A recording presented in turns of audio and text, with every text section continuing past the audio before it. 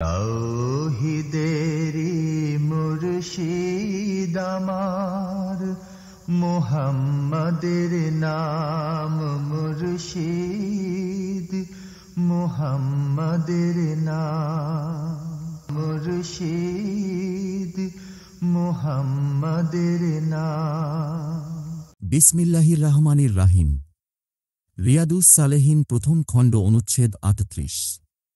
নিজের সন্তান, পরিবার পরিজন এবং অধীনস্থ ও সংশ্লিষ্ট সবাইকে আল্লাহ তাআলার আনুগত্য করার নির্দেশ দেয়া, এর বিরুদ্ধাচরণ করতে নিষেধ করা, তাদেরকে ভদ্রতা ও সৌজন্য শিক্ষা দেয়া এবং তাদেরকে নিষিদ্ধ বিষয়সমূহ থেকে বিরত রাখা।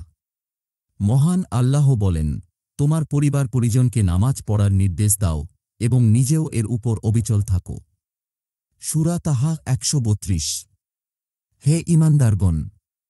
তোমাদের নিজেদেরকে এবং নিজেদের পরিবার পরিজনকে আগুন থেকে বাঁচাও। সূরা আত-তাহরীম ৬। হাদিস নম্বর ২৯৮। আবু হুরায়রা রাদিয়াল্লাহু থেকে বর্ণিত। তিনি বলেন, হাসান ইবনে আলী রাদিয়াল্লাহু সাদাকার জাকাতের খেজুর থেকে একটি খেজুর তুলে নিয়ে তা মুখে দিলেন। রাসূলুল্লাহ সাল্লাল্লাহু আলাইহি ওয়াসাল্লাম তিরস্কারে সুরে বলেন, কাক কাক, এটা ফেলে দাও। তুমি কি জানো না যে আমরা সাদাকা খাই না? ইমাম বুখারী ও ইমাম মুসলিম হাদিসটি বর্ণনা করেছেন। অপর বর্ণনায় আছে, আমাদের জন্য সাদাকার জিনিস হালাল নয়। নবী সাল্লাল্লাহু আলাইহি ওয়াসাল্লামের বংশের লোকদের জন্য সাদাকা জাকাত ইত্যাদি খাওয়া নিষেধ। শব্দার্থ ইমাম নববী বলেন, যে অথবা যে শব্দটি অপছন্দনীয় জিনিসের বেলায় বাচ্চাদেরকে উপদেশ দান, সতর্কীকরণ, তিরস্কার ভর্ৎসনা ইত্যাদি করার জন্য ব্যবহৃত হয়।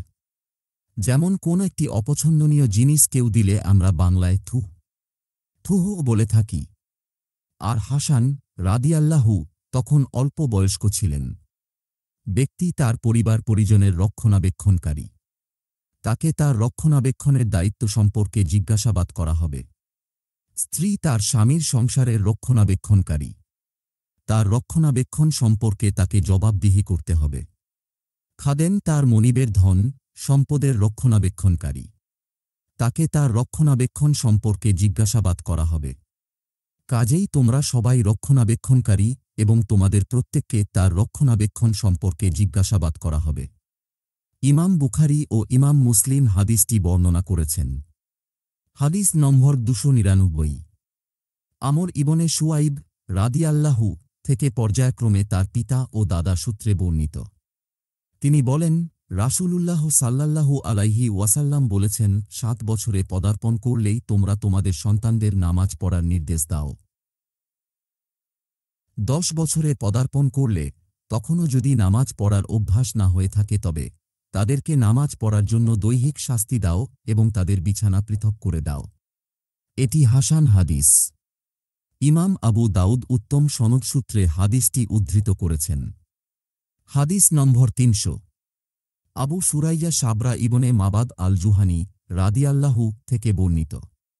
তিনি বলেন, রাসূলুল্লাহ সাল্লাল্লাহু আলাইহি ওয়াসাল্লাম বলেছেন, তোমরা শিশুকে ৭ বছর বয়সেই নামাজ শিক্ষা দাও। ১০ বছর বয়সে যদি নামাজ না পড়ে তবে তাকে মারধর করো। এটি হাসান হাদিস। ইমাম আবু দাউদ ও ইমাম তিরমিজি হাদিসটি বর্ণনা করেছেন। আবু দাউদের শাব্দিক বর্ণনা এইরূপ: শিশু যখন ৭ বছরে পদার্পণ করে তখন তাকে নামাজ পড়ার নির্দেশ দাও। হাদিস নম্বর ৩০১। আবু হাফস উমার ইবনে আবু সালামা রাদিয়াল্লাহু থেকে বর্ণিত। তিনি বলেন, আমি রাসূলুল্লাহ সাল্লাল্লাহু আলাইহি ওয়াসাল্লামের তত্ত্বাবধানাধীন বালক ছিলাম। তিনি রাসূলুল্লাহ সাল্লাল্লাহু আলাইহি ওয়াসাল্লামের স্ত্রী উম্মু সালামা রাদিয়াল্লাহু আনহার পূর্ব স্বামী আব্দুল্লাহ ইবনে আব্দুল আসাদের ঔরসজাত সন্তান ছিলেন। তিনি রাসূল পরিবারে লালিত পালিত হন। আমার হাত খাবারের পাত্রের এদিক সেদিক যেত।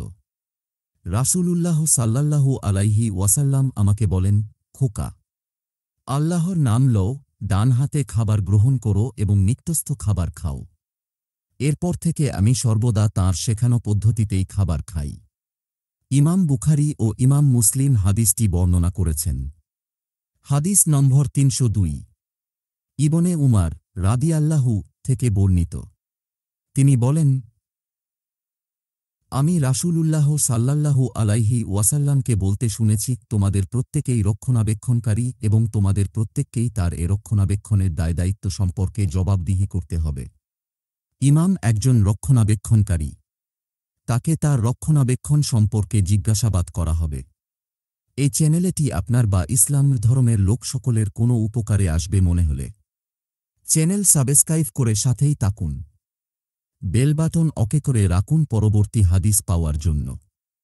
কিন্তু আপনার মতামত জানাতে ভুলবেন না। ধন্যবাদ।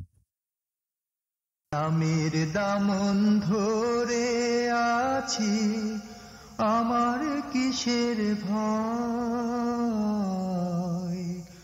আমার কিসের ভয়, ওই নামের গুণে পাবো আমি খোদার পরিচয়,